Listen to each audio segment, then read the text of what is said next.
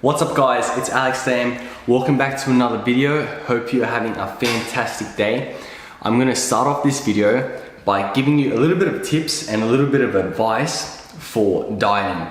If you don't know, there's a new video on the channel every single week. I upload a new video on every single Monday, so if you haven't already, make sure you subscribe to the channel and join the squad. So when it comes to dieting and losing weight, I'd say majority of the time most people need help with trying to lose weight, because gaining weight can be pretty easy sometimes, and sometimes it happens without you even knowing it, just by eating more food or putting your activity down plus eating more food, and all of a sudden you can put on weight a lot easier. But I find that most people it's going to be more difficult to lose weight. So these are going to be my 3 most important and best tips when it comes to dieting and losing weight.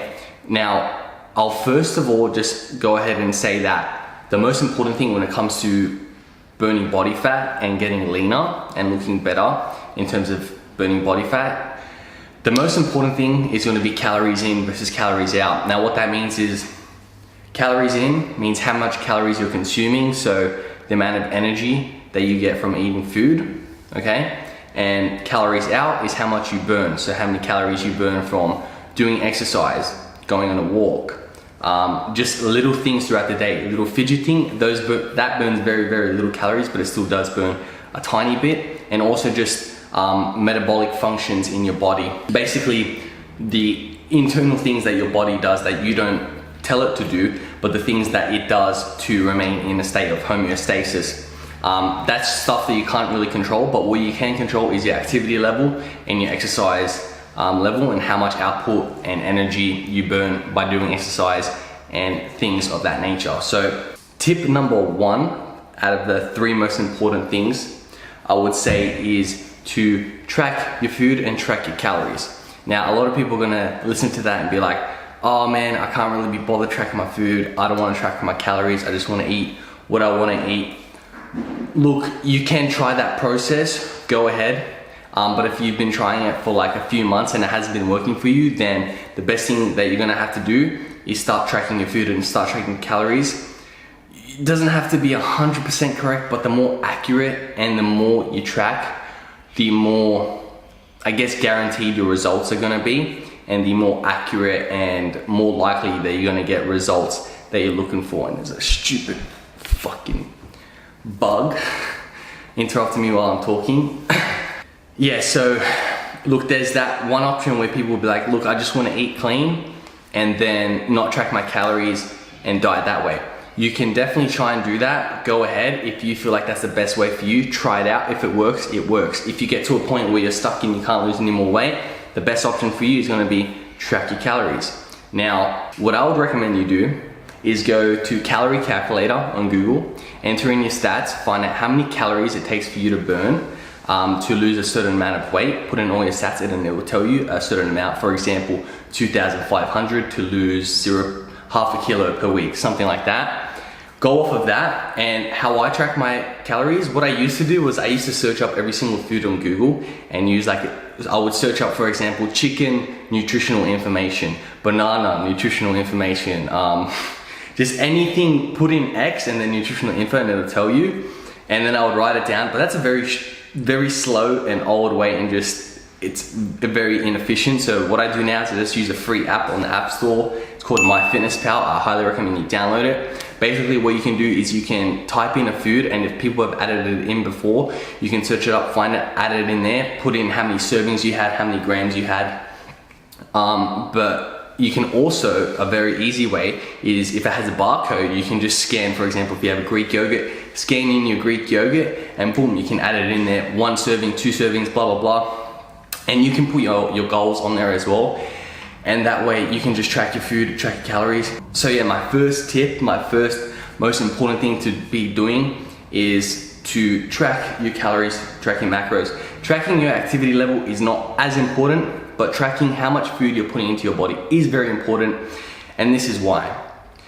Let's say you track your calories at 2,500 every day, and you've been losing weight for a certain amount, let's say a week or 2, and then you find that it really starts slowing down, or you're not losing weight anymore.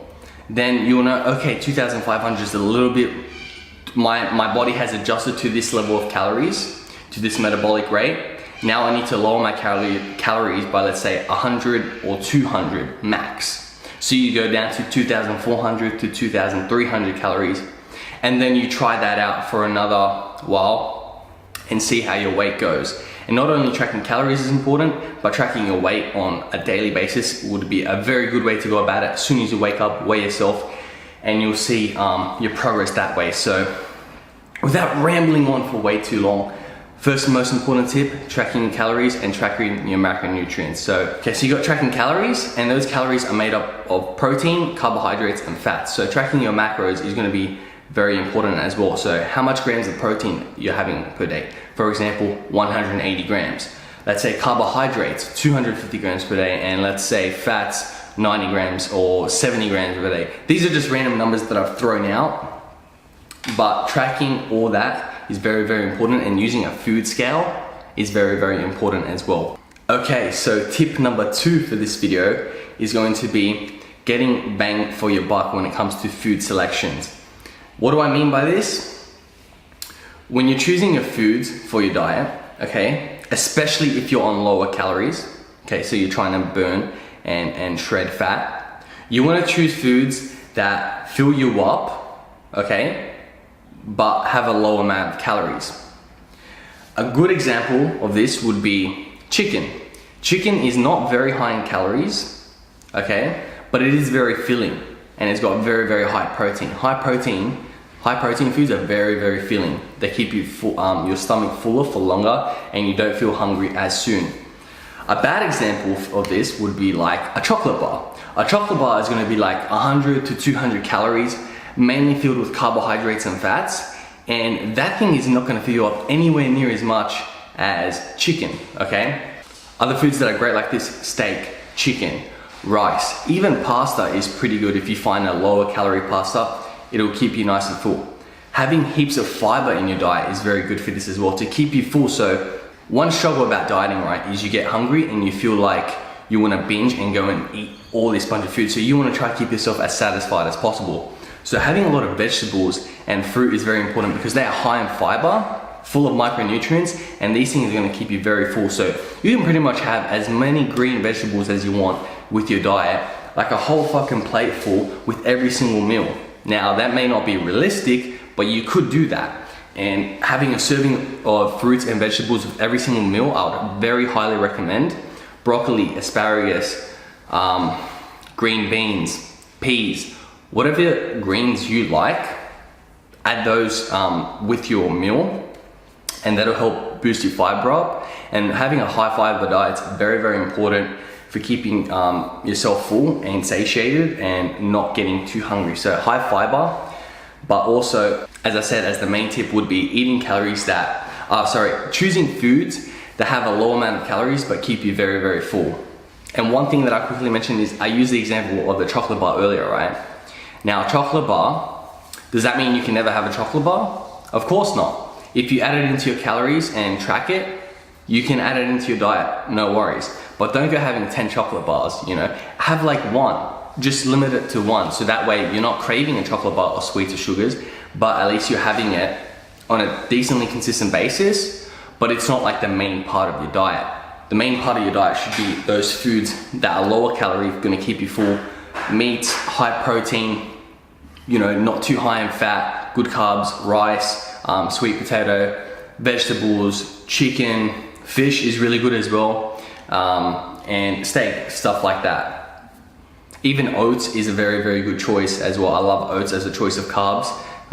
Tastes very nice if you put some honey in there, and they're very nice and filling at the same time, high in fiber as well.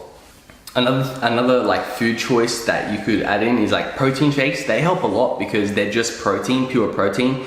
So having like maybe 2 to 3 scoops after your workout to boost up that protein level is going to be very important. So I'd actually highly recommend that. Just find a protein, a whey protein that is low carb, low fat, and high protein, and make sure you like the flavor of it, because you're going to be drinking it pretty regularly. And also, when it comes to protein bars, my favorite ones are Quest bars, and the reason is they have about 14 grams of fiber per bar, and that's pretty much half of your daily intake of fiber in one bar. So if you have one, that's already half of fiber, plus all your vegetables, oats, stuff like that, you'll hit your around 30 to 35 grams of fiber every day, which is very, very important as well. Okay, so I know I've covered a lot in this video. The first tip was to track your calories and your macronutrients. The second tip was to eat foods that are lower in calories but keep you full, so more wholesome foods. Third tip for this video is going to be, when you start dieting, don't start on too low of a calorie amount. Now, what do I mean by this? So let's say you do your calculations and you find out that you should eat 2,800 calories to burn half a kilo per week. Now that's a very good amount. Half a kilo per week is a very good target to aim for. Even a quarter of a kilo per week is great, because you don't want to lose body fat way too quickly. You don't want to just like go like a yo-yo where you lose body fat really quickly and then you all of a sudden put it all back on really fast, and then you keep going in this yo-yo phase of up, down, up, down, up, down. You want it to be slow, steady, and consistent. That's the key to winning with many things. It's all a long game. Life is a long game, right? So is dieting. So going back to that example, let's say you need 2,800 calories per day, okay, to lose half a kilo of body fat per week, or just weight per week. You don't want to say, oh, 2,800, I'm just going to drop it to 2,200 because that way I'll burn fat really, really fast. You don't want to do that, because if you start at 2,200, you're going to lose weight really, really fast, but then your body's going to soon adapt to 2,200 calories per day, and you'll no longer be able to lose weight on that amount, and you're going to be at 2,200 calories, so you're going to have to drop it to 2,000 just to burn a little bit more fat. Not good at all. Also, the more calories you drop very, very quickly, the more potential that you're going to lose muscle. So if you're just trying to lose fat, I can understand, but then it's not a good idea, because more potential to lose muscle mass. And if you're not concerned with that, there's also another issue with it, or a con, and that's going to be that your body's going to adapt to that metabolic rate very, very quickly, and you're going to have to drop even lower. So you want to have your calories as high as possible, but still being able to burn fat and lose weight.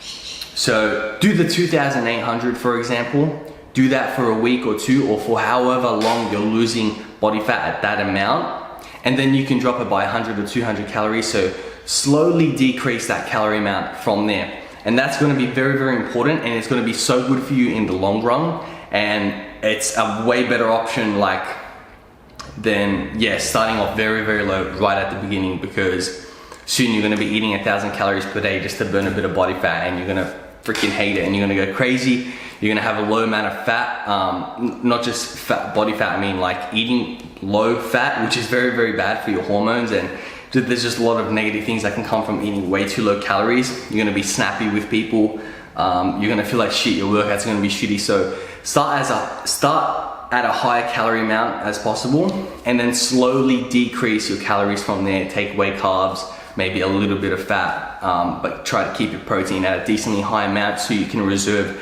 that muscle mass that you've worked hard to build in the first place. And another thing that's important when it comes to starting is you don't want to just cut your calories. Look at increasing your activity level as well.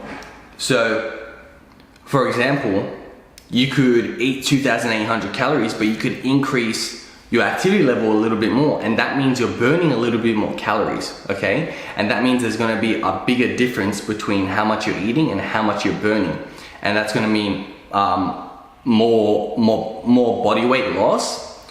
What it also could mean is if you increase your activity level, for example, adding in cardio, adding in a longer weight training session, at doing kickboxing, doing fucking jiu-jitsu, doing whatever your activity level however you choose to increase your activity level, what that also could allow is for you to it would allow you to consume more calories on a daily basis too, if you're still in that calorie deficit. So what I mean by that is, let's say you're burning 2,800 calories, and that's a good amount for you to lose weight. If you add in more exercise and bump up your activity by 200 calories, that's another 200 calories extra that you could eat, right? But still lose the same amount of fat. So that's good because you get to eat more food, which is always more enjoyable. And just doing more activity is always going to be good for you, unless it's to a point where you're burning yourself out. That's not good, but increasing your activity is very, very important. And another little tip that I've put in there. So hopefully you enjoyed my 3 favorite tips. Hopefully you enjoyed and took something out of this. Me giving you my 3 most important tips when it comes to dieting. So tip number 1 is going to be track your calories, track your macronutrients, and to make sure you're in a calorie deficit. Tip number 2 is going to be eating wholesome foods, lots of vegetables, high fiber, fruits, high protein, stuff like that. Staying away from stuff that is high calories but doesn't make you full. And tip number 3 is going to be slowly adjusting your calories, slowly decreasing, and not starting on too low of calories just to burn weight really, really quickly. You don't want to do that. You want to start a bit higher if you can, and then slowly decrease through time and as your body adjusts to that amount of calories. So if you enjoyed my tips, I can do more of these sort of little talks where I give you guys tips for dieting, for bulking, for building muscle in future videos. Comment down below if you like this sort of thing where I give you these little bits of information, and also make sure you smash the thumbs up button if you're enjoying the video so far. Alright guys, so this is pretty random, but I just came back from my workout and I did a push workout, right?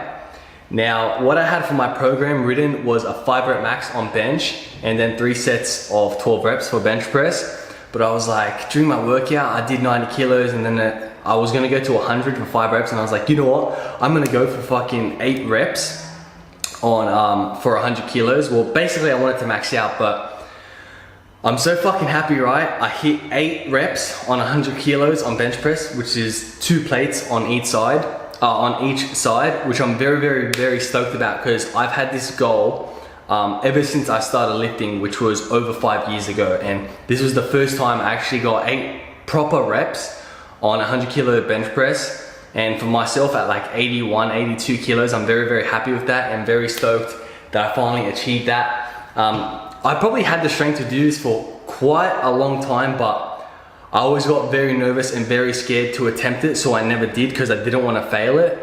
But yeah, now I finally fucking got it and I've like went over that hurdle, so I'm not afraid to do it anymore, and I can keep trying to get more than 8 reps for 100 kilos. So very, very, very happy about that. I didn't record it, which I'm a bit upset about, but I'm not really, because I did it for myself and I'm so happy I have this personal achievement to tick off. And also I know that next time I go to do it, I can just record it, no problem, maybe even smash out a 9th or 10 rep.